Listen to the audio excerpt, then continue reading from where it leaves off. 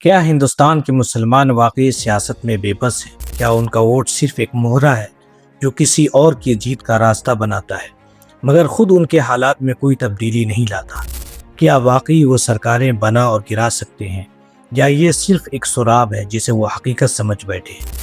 یہ سوالات آج ہر اس شخص کو پریشان کر رہے ہیں جو مسلمانوں کی سیاسی اور سماجی حیثیت پر غور و فکر کرتا ہے۔ کیا آپ نے کبھی سوچا ہے کہ ہندوستانی مسلمان ایک مضبوط سیاسی پہچان کیوں نہیں بنا پائے؟ کیا وجہ ہے کہ ہم صدیوں سے اسی دائرے میں گھوم رہے ہیں جہاں ہمیں صرف ووٹ بینک کے طور پر استعمال کیا جاتا ہے مگر فیصلہ سازی کے ایوانوں میں ہماری آواز کہیں سنائی نہیں دیتی؟ ہم مدارس، مساجد اور سماجی ادارے تو سنبھال رہے ہیں مگر کیا ہم نے کبھی غور کیا ہے کہ ہمارے مسائل کی اصل جڑ کہاں ہے؟ آج ہمارے سامنے سب سے بڑا سوال یہی ہے کہ ہم اپنی سیاسی بیداری سے کیوں محروم ہیں؟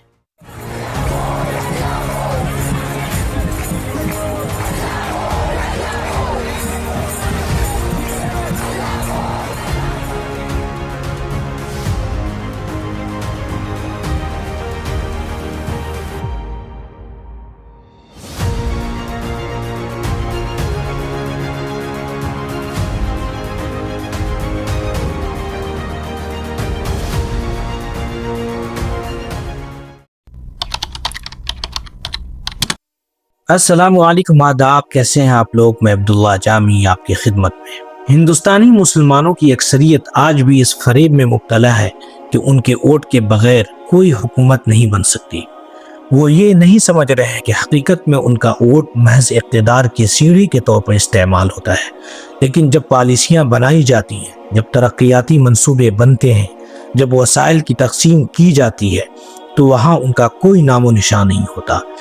ذرا سوچئے، جس قوم نے بر صغیر کی سیاست میں انقلاب برپا کیا ہو، جس نے علم و دانش کی شمع جلائی، جس نے صدیوں تک حکمرانی کی، وہ آج کیوں محض خیراتی اداروں اور مذہبی تقریبات تک محدود ہو کر رہ گئی ہے؟ ہم اپنی طاقت کا غلط اندازہ لگا رہے ہیں۔ ہمارے اندر سیاسی شعور نہیں بلکہ سیاسی جذباتیت ہے۔ ہم نعرے لگانے میں سب سے آگے ہیں لیکن عملی سیاست میں ہمارا کوئی کردار نہیں۔ ہم ہر الیکشن میں جوش و خروش سے ووٹ دیتے ہیں، جلسوں میں بڑی تعداد میں شریک ہوتے ہیں، مگر کیا ہم نے کبھی سوچا کہ ہمارے حقیقی لیڈرز کہاں ہیں؟ جو چند لوگ قیادت کے لیے آگے بڑھتے ہیں وہ یا تو پس پردہ کر دیے جاتے ہیں یا انہیں اس قدر بدنام کیا جاتا ہے کہ وہ خود ہی سیاست سے کنارہ کش ہو جاتے ہیں۔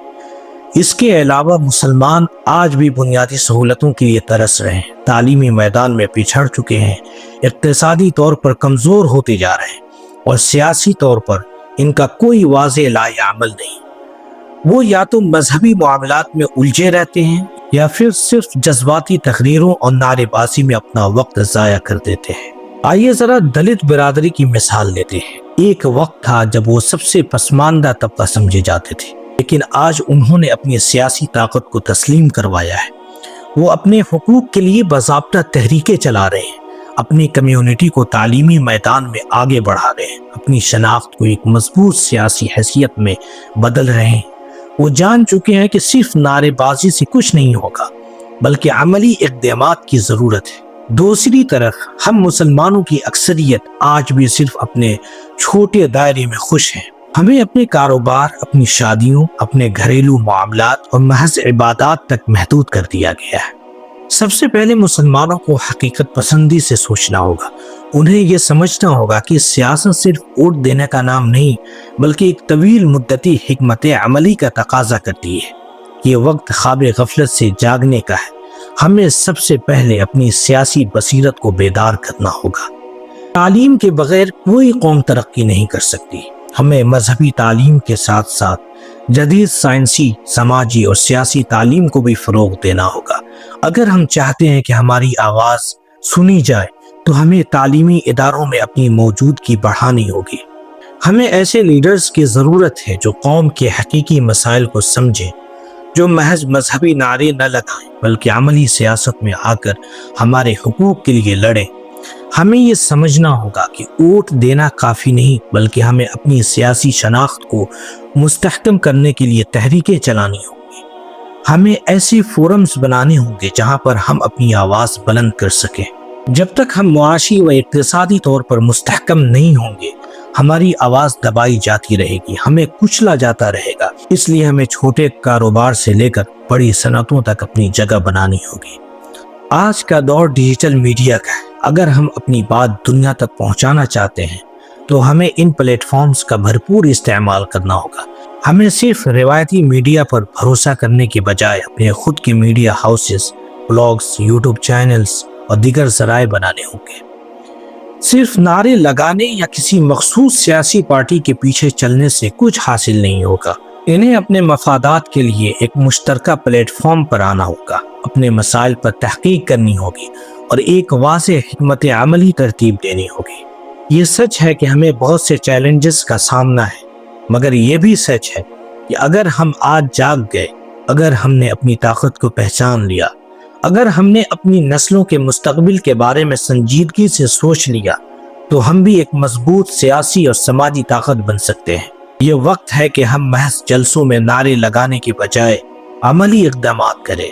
अगर हमने आज ये कदम न उठाया तो शायद आने वाली नस्लें भी इसी अंधेरे में भटकती रहेंगी जहां हम आज खड़े हैं। ये वक्त महज ख्वाब देखने या दूसरों को कोसने का नहीं, बल्कि अमल करने का है।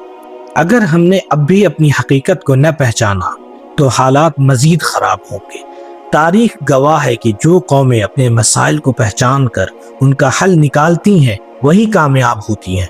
अगर आज मुसलमान वाकई एक बेहतर मुस्तकबिल चाहते हैं तो उन्हें जज्बात से नहीं बल्कि अकल और शऊर से फैसले लेने होंगे, वरना हम यही सवालात अगले कई सालों तक दोहराते रहेंगे और हमारी हालत वही रहेगी जो आज है।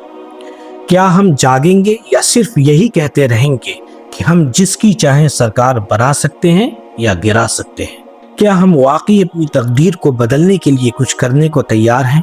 अगर हाँ, तो आज से, अभी से हम अपनी बेदारी की शम्मा जलाएं और इस रोशनी को हर तरफ फैलाएं और इस मैसेज को आम करें। आप क्या सोचते हैं इस बारे में कमेंट करके ज़रूर बताएं, ताकि मुझे भी पता चले कि आप कितने बेदार और फिक्रमंद हैं अपनी कौम के लिए।